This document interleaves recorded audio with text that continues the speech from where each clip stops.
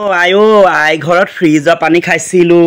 আইও কিমান ভাল লাগে ঠাণ্ডা খাওঁ আইচ দি ফান্তা খাওঁ মাজা খাওঁ এই শাহু ঘৰত এই হেৰি ঘৰত আহি লৈ পিনি মতা ঘৰত আহিলৈ এতিয়া মোক এই গেলা মাটি কলহৰ পানী খুৱাবলৈ আহিছে এই মানে শাহু মা এই বুঢ়ীগৰাকীৰ লগত মই নোৱাৰোঁ এই বুঢ়ীজনীৰ লগত মোক মাৰি পেলাব কোনোবাই মাটি কলহৰ পানী খুৱাই তই কি বুজিবি বনৰি তই কি বুজিবি মাটি কলহৰ মূল্য তই কেনেকৈ বুজি পাবি তই এই মাৰৰ ঘৰত ফিল্টাৰ পানী খোৱা কথা মোৰ আগত নকবি ফ্ৰিজ নে গিজ সেইটো তহঁতি ব্যৱহাৰ কৰ সেইকাৰণে তহঁতৰ নানান ৰোগ ব্যাধিয়ে দেখা দিছে ৰাইজ মাটি কলহৰ পানী খাব আপোনালোকে দেই ৰাইজ মাটি কলহৰ পানী খাব মাটি কলহৰ পানীত বহুত গুণ আছে আপোনালোকে খাই প্ৰমাণ কৰি চাব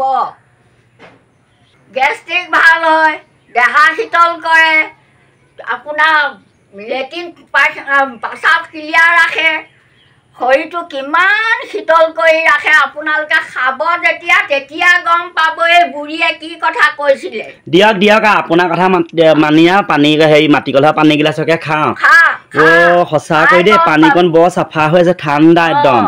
খালেহে এতিয়া বুজি পাম যেন আইতাই সঁচায়ে কৈছে নে মিছায়ে কৈছে ৰাইজ আপোনালোকে তেন্তে মাটি কলহ ব্যৱহাৰ কৰি খাবচোন এতিয়া গৰম দিনত বহুত ভাল পাব নিন্দা দিয়ে